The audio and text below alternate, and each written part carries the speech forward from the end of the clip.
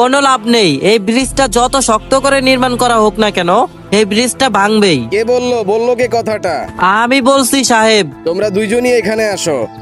তুমি যে বললা ব্রিজটা আবারও ভেঙে যাবে, তুমি কিভাবে এত শির করে বলতে পারো ব্রিজটা ভাঙবে কি ভাঙবে না? সাহেব, আপনি তো জানেন এই ব্রিজটা আগেও বহুবার নির্মাণ করা হয়েছে ভালোভাবে, কিন্তু এই ব্রিজটা কিন্তু টিকে নাই, বারবার ভেঙে গেছে। আমার কাছে মনে হয় কি সাহেব, এই ব্রিজের নিচে কোনো দৈত্য বসবাস করে। যদি অল্প বয়সের কোনো ছেলের মুন্ডু কেটে এই ব্রিজে দেওয়া যেত, তাহলে হয়তো এই ব্রিজটা ভাঙা বন্ধ হয়ে যেত।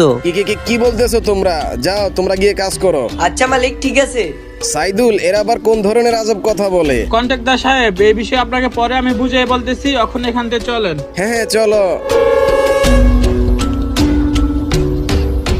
আমার কাছে কন্ট্রাক্টর সাহেব মনে হয় ওই কর্মীরা ঠিকই বলছে, ওই ব্রিজে কোনো ভয়ানক দৈত্য বা দানব আছে। কি বলতেছো? ওইখানে দৈত্য বা দানব আছে? তাহলে এখন কি করা যায় সাইদুল?